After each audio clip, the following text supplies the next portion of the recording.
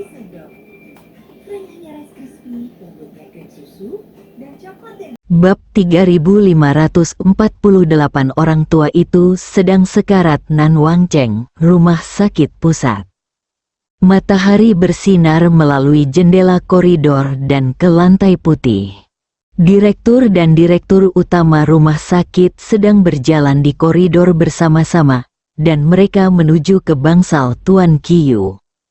Keluarga Qiu merupakan keluarga besar yang terkenal di kota Nanwang, sehingga kunjungan direktur besar tersebut bukan hanya karena kesopanan, tetapi juga dengan tujuan untuk meningkatkan reputasi rumah sakit.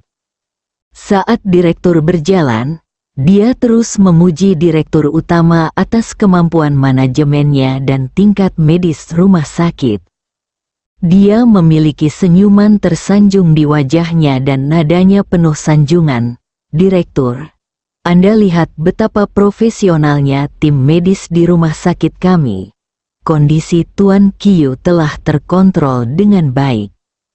Direktur besar itu mengangguk, menegaskan pekerjaan dekan. Dia mengulurkan jari gemuknya dan berkata, Din Sun, Anda telah melakukan pekerjaan dengan baik. Ini adalah hal yang baik untuk rumah sakit. Ini adalah kesempatan. Mengikuti mereka berdua adalah Wang Hao. Karena dia mendapat pujian dari Li Ming, dia sekarang menikmati bantuan dekan dan pujian semua orang. Wang Hao memiliki senyum bangga di wajahnya. Langkahnya cepat dan kepalanya sedikit terangkat, seolah dia telah melihat masa depannya yang cerah. Ketika para dokter di sekitarnya melihat pemandangan ini, mereka mulai berdiskusi dengan suara pelan. Ada ekspresi iri di wajah mereka. Beberapa orang memuji keberuntungan Wang Hao, sementara yang lain mengungkapkan kecemburuan atas kesuksesan Wang Hao. Melihat keadaan Wang Hao saat ini, dia akan sukses kali ini, kata seorang dokter dengan sedikit nada masam. Ya, saya mendengar bahwa dia menyembuhkan Tuan Qiu, dan para direktur puncak sangat memuji dia. Haha, ayolah. Ku dengar sebenarnya Li Ming yang menyembuhkan Tuan Qiu. Wang Hao hanya mengandalkan kerabat direkturnya untuk menerima pujian. Kata-katanya menarik perhatian orang-orang di sekitarnya.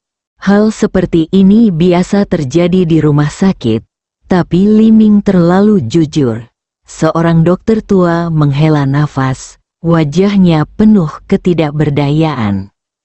Meski diskusinya sepi, Wang Hao masih mendengarnya. Ekspresinya sedikit berubah, tapi dia segera kembali ke senyuman bangganya. Ketiga orang itu berjalan ke pintu bangsal Tuan Qiu. Melalui kaca di pintu, Anda dapat melihat Tuan Qiu terbaring di dalam. Dekan berkata kepada direktur utama, Direktur Guo, terima kasih kepada Dr. Wang Hao. Kali ini Tuan Qiu sembuh begitu cepat. Direktur Guo mengangguk, memandang Wang Hao dan berkata, Anak muda, kamu sangat baik dan memiliki masa depan yang cerah. Mendengar ini, Wang Hao menjadi lebih bahagia. Pada saat ini, detektor detak jantung Tuan Qiu tiba-tiba membunyikan alarm. Sebelum ada yang bisa bereaksi, kepala perawat di dalam segera berlari. Dia berkata dengan cemas, ini tidak baik, detak jantung Tuan Qiu tidak normal dan dia sekarat. Ekspresi dekan dan direktur utama langsung menjadi jelek. Wang Hao juga mengerutkan kening. Mengapa kamu tidak pergi melihatnya? Desak dekan. Wang Hao sedikit ketakutan dan mengangguk cepat, lalu berlari ke dalam rumah untuk menemui Tuan Qiu. Namun, Wang Hao sendiri tahu bahwa Tuan Qiu tidak sembuh sama sekali. Dia tampak panik, dan setelah memeriksa dalam waktu lama, dia tidak dapat menemukan masalahnya. Wang Hao, bukankah kamu mengatakan bahwa Tuan Qiu sudah stabil? Apa yang terjadi? Dekan bertanya dengan cemas. Wang Hao berkeringat banyak, dan dia tidak tahu bagaimana menjelaskannya. Din, saya tidak tahu. Ini seharusnya tidak demikian. Saat ini, Qiu Donghai masuk. Dia melihat kekacauan di bangsal dengan heran. Ketika dia pergi, lelaki tua itu masih tidur. Jadi dia pergi membeli makan siang, dan inilah hasilnya. Dia bertanya dengan ragu, "Apa yang terjadi? Saya baru saja pergi membeli makanan. Mengapa orang tua itu tiba-tiba bertingkah seperti ini? Dokter Wang Hao, tolong segera lihat." Wang Hao sangat cemas hingga dia tidak berdaya. Hatinya dipenuhi kepanikan dan dia tidak tahu harus berbuat apa untuk sesaat. Dia tahu kebohongannya mungkin akan terungkap. "Tuan Qiu, jangan khawatir. Kami pasti akan menyembuhkan Tuan Qiu." Direktur besar berbicara saat ini. Dekan juga berkata dengan cepat, "Ya, Tuan Qiu, kami pasti akan berusaha sebaik mungkin." Meskipun Qiu Donghai cemas, dia tidak punya pilihan selain mengangguk. Wang Hao terus mencari alasannya tanpa tujuan. Qiu Donghai keluar dari bangsal dan dengan cepat memanggil Qiu Xiaoswei untuk memintanya kembali. Bukan karena kembalinya Qiu Xiaoswei tidak ada gunanya, tetapi Qiu Donghai juga takut ini adalah momen terakhir Tuan Qiu. Anda tahu, favorit Tuan Qiu adalah Qiu Xiaoswei. Jika saatnya tiba, orang tua itu pasti berharap Qiu Xiaoswei ada di sana. Qiu Xiaoswei dan Ye Chong ada di dekatnya, dan mereka bergegas kembali dengan cepat. Begitu Qiu Xiaoswei memasuki bangsal, dia bertanya dengan cemas, Apa yang terjadi?" Qiu Donghai menepuk punggung Qiu Xiaoswei, menghela nafas, dan tidak berkata apa-apa.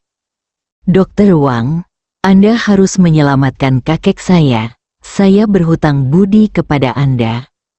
Wang Hao menggelengkan kepalanya dan berkata, "Hei, aku khawatir aku tidak dapat membantumu kali ini. Tubuh lelaki tua itu sudah lama habis.